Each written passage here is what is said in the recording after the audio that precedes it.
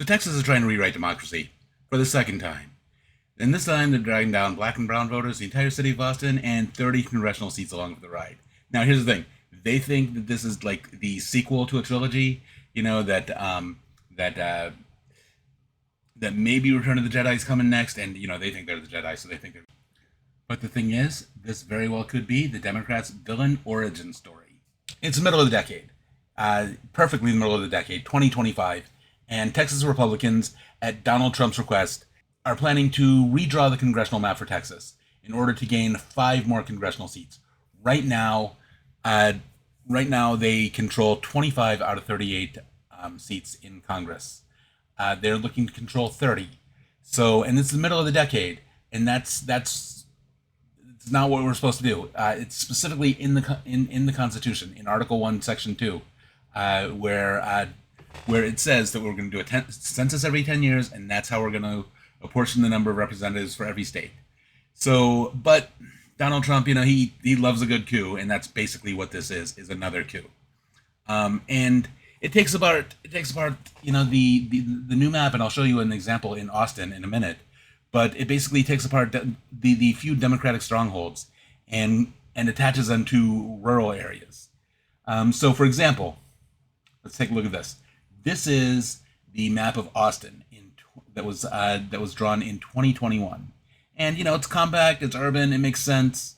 Now let me show you the 2025 draft, where Austin is fused to a district. I mean, first off, it seems to, and I need to look a little more into this, but it seems to obliterate like districts in between, but it creates this 300-mile wide district that goes into Austin, and it doesn't seem to me like a city should have to do that. And also, I mean, look at the shape of this thing. It looks like a gun with like a Pikachu hiding behind it. It's basically congressional districts 11 and 37. 300 miles is basically what it will become. I mean, this is not representation.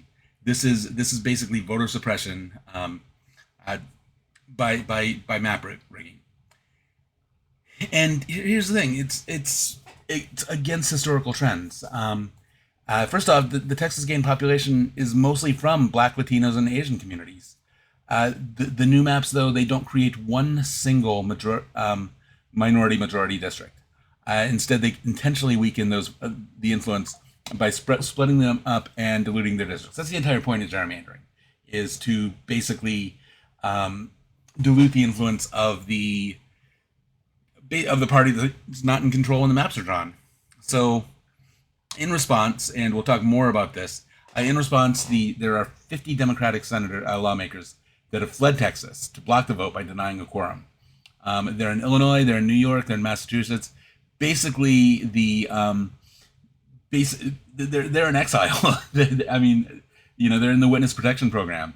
Governor Abbott of Texas has issued civil arrest warrants, which are completely unenforceable outside of Texas. So whatever, Greg. Senator Cornyn has asked the FBI to help track them down, and the blue state governors are like, whatever. J.B. Pritzker is valid. He will not. That they are safe in his state. So yeah. And as a fellow big dude with J.B. Pritzker, I'm like, you go, boy. So it's political theater. It's authoritarian. It's bad. But I'm really happy that the Democrats did this. Let's not bury the lead. Let's be honest with ourselves. They're probably going to lose this effort. It's probably Texas gets what Texas wants. They have the precedents. They have the court on their side, and Governor Abbott, I believe, basically assigned 6 of the Supreme Court justices for the state of Texas. So they're going to get what they want. But that doesn't mean that the Democrats are going down without a fight, and we'll talk about that. But here's the thing: it doesn't come out of nowhere. This is actually part 2, like I said, and we're going to talk a little bit about what's happened in the past. So give me just a second, grab my notes on that, and I'll see you in a minute. So what's happening in Texas is the feature, not the bug. It's not a glitch in the system; it is the system. The system where Texas Republicans see the Constitution as a piece of paper. Kind of interesting, something to read, but whatever. So the first time this happened, so 2001, Texas redraws maps right after the census, just like it's supposed to. In 2003, Tom DeLay, who was the Republican House Majority Leader, uh, decided the map didn't give the GOP enough power. In 2003, the map was divided, was actually slightly in the Democrats' favor in Congress. They had 17 Democrats in Texas and 15 Republicans, is what I believe the numbers were. So basically, he decided they didn't have enough power, and that was kind of what was going on. That's what's been going on with the GOP for at least the past 20 years. So he formed a pact to get a bunch of Republicans into the Texas state legislature and led the effort to redistrict for the first time outside of the normal census process. No shame, he's pretty proud of it. Just like today, the Texas Democrats fled the state. They went to Oklahoma, New Mexico, hung out in hotel lobbies, no return date. Didn't matter. Republicans passed the map in a special session anyway, and 6 seats flipped in 2004. So think about that. Now, first off, we already talked about 17 to 15. Texas was majority Democrat. Today, it is 25 to 13. So they already had their effect. If they had not flipped these 6 states, and if things had obviously at that time it was 32, now it's 38. So Texas has grown, obviously, and if they had not flipped those 6 seats, Texas would be perfectly divided. Texas is not a red state, people. Texas is purple, and the only reason it seems red is because of momentum, because of the fact that 20 years ago they set this in motion, and it's been going ever since. And momentum, it's a snowball effect, right? So the people of Texas, I have all kinds of issues with GOP voters, but they're just kind of going with the flow. So. Things keep going, and in 2013, there's a case, Shelby County versus Holder, which basically where the Supreme Court says that Texas can be taken off. That it basically required Texas to get pre-approval before redrawing its maps because of the fact that before changing election maps or laws or maps, because of the fact that they have a history of racism. Other states like Mississippi is the first one that comes to mind, but probably the usual suspects, right? They're the ones that were specifically singled out in the Voting Rights Act to need pre-approval. I guess you could call them the problem children of racism, and so the logic. John Roberts said, times have changed. We don't need that kind of protection. Basically, racism is over. And the great Ruth Bader Ginsburg, her dissent is awesome. She said, that's like saying we can throw away our umbrellas because we're not getting wet anymore. We reinvited the exact same problem we were trying to, because we had solved the problem, we didn't need the fix anymore. That's Texas logic. Texas, that same day, the same day as the decision was handed down, Texas passed new voter suppression laws. And a lot of other states passed new laws inside of 48 hours after doing that. In 2021, there's a case, Brnovich versus DNC. The new SCOTUS weakened Section 2 of the Voting Rights Act even more. They ruled that if voter suppression isn't explicitly racist, it's fine. Discriminatory outcomes are okay if they're accidental or for election integrity. And the thing is, they'll address things after the discrimination happens, after the damage is done, after election day, after the wrong person is voted into office. So in 2021, Texas redraws its map again, post census, and packed cities in Austin, like they've, but they still have a relatively cleanish district. And keep in mind, Austin, Texas. Their slogan is their T-shirts, keep Austin weird, right? Austin, Texas is, kind of where woke goes to get a hug, and it's great. I love it. I've been there a couple of times for the Austin Game Developers Conference. I have a lot of friends who live in Austin, and everybody loves it. I kind of dreamt about living in Austin at one time, and so now this new map basically puts people that have nothing in common. That's supposed to be the point of congressional districts too. You find communities that have common interests. And what does a person in Austin have common interest with somebody 300 miles away in Texas? in rural Texas where it's a desert, and I don't know what they're doing. Probably in agriculture of some sort, probably farming, ranching cows or something. Whereas in Austin, they're going to work for, you know, Facebook and Google and EA. So yeah, so basically, this is not representation. This is basically cartographic bullying, is the way I see it. The rules are gone, and Republicans like it that way because, again, and I'll probably say this a few times because I will have forgotten that I said it the first time. Republicans decided a long time ago that they can't win voters, so they're just going to win elections. So now the question: what do Democrats do when the law won't protect them? The court's gonna overrule them. It's just gonna happen. That's the court is packed at both the state level and the federal level. So we're just gonna have to do this.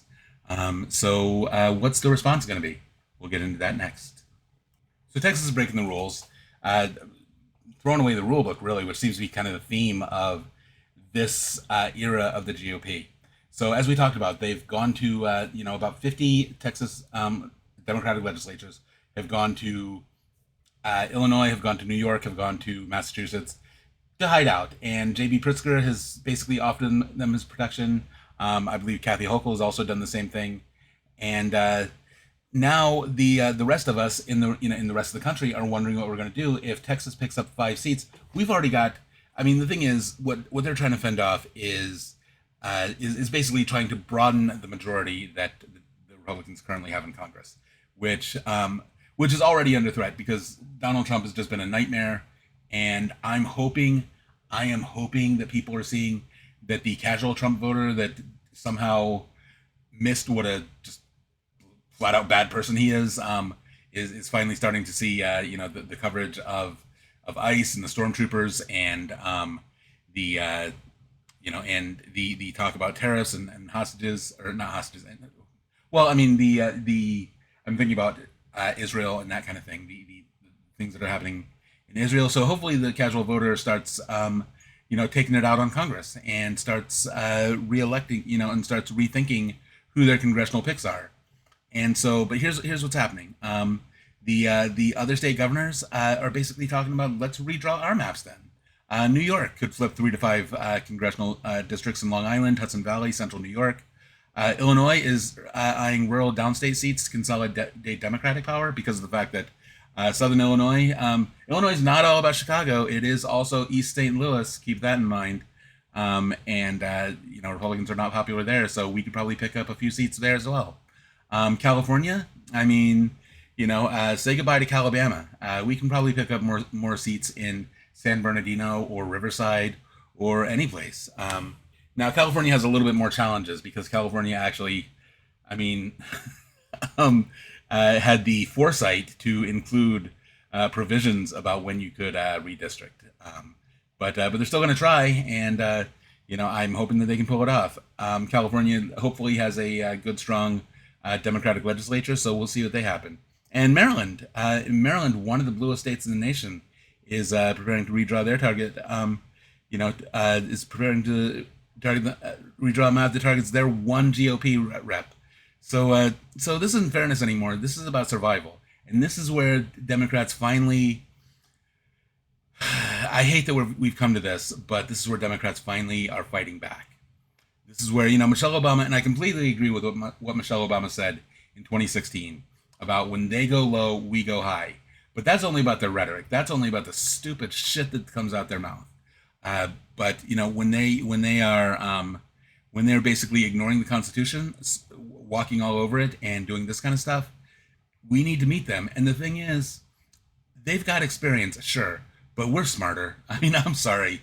They put people like Herschel Walker up for election, and and they elect people like Tommy Tuberville, and James Corner, who basically, if you listen to them, and that John Kennedy, who basically besmirches that name, the Louisiana John Kennedy, not the president, obviously, who basically besmirches that name by being such a dumbass.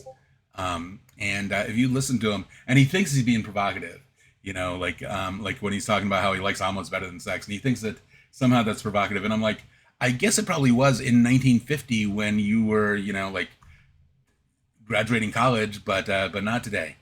So yeah, I'm hoping that this works out for the Democrats. I'm not a fan of this happening, but if it's got to happen, then it does. Steps like this, uh, it's I'm not a fan of it. I'm not a fan of breaking the rules like this. But this is how we need to get things back to normal: is break the rules right back, because we're gonna have to do a lot of steps in order to fix this. I was watching Robert Reich the other day, and he talked about when we can fix this. That's kind of where I want to go back to. That's why I'm telling the story about Robert Reich. Was he on? I think he was on Colbert, which I'm going to talk about Colbert for the rest of the year. But he was on Colbert, and he said, after these Gilded Ages, and that's what we are in right now. We are in a Gilded Age where it is basically we are serving the whims of billionaires, and we're doing that through populist demagoguery. But after the Gilded Age, where the billionaires are in control, the elite, the rich, taking advantage of us and not helping us out at all. After the last one, which was in the late 1800s, next you had what was called the Progressive Era, and that's when you started getting things like labor unions and the 40-hour work week, and you started, you laid the groundwork, and capitalism took a real upswing then too. So this is not a socialist thing. This is this is when Wall Street was basically born as a central seat of power. And so, but you still had people kind of taking care of each other, and that led to FDR and the New Deal, and it continued I think Truman had the Fair Deal, and Johnson had the Great Society, and we're going to see that again. But if we keep doing stuff like this, I really do have faith in this nation. I think we can get some leaders in there. Things are going to change in 2026, and I hope we get good progressive leaders. I hope that Bernie stays relevant. I hope that AOC keeps spreading her message. Tim Walz keeps going around the country, because those are the leaders we need. We need a new pack of people to, Gretchen Whitmer. I like her quite a bit,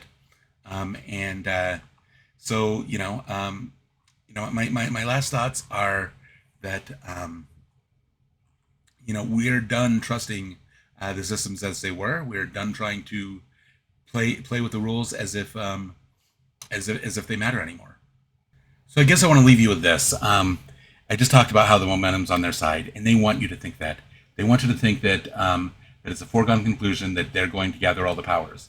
We do see it. We do see people capitulating because they've already given up.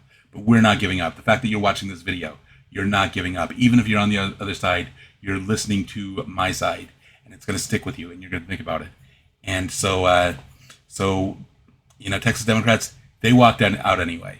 This is we're not watching the end of democracy. We're watching what comes next. So basically, keep the faith.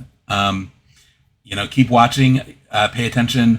Be ready to vote in 2026, no matter what state you live in. I don't care if you live in Wyoming. Vote for your progressive candidate. And in the meantime, I'm just going to say I have to end the video like this. I'm making videos because of the fact that I've been, I'm a content creator and community manager that's been unemployed for almost 2 years, and I'm making videos as a sort of a Hail Mary to do some fundraising, spread my voice and ask people to help out. There's a link in the video description to my GoFundMe, where if you could donate, if you just have $5, that would be wonderful.